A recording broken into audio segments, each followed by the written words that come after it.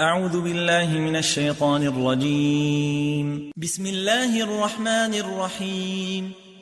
تبت يدا أبي لهب وتب، ما أغنى عنه ماله وما كسب، سيصلى نارا ذات لهب وامرأته حمالة الحطب، في جيدها حبل من مسد.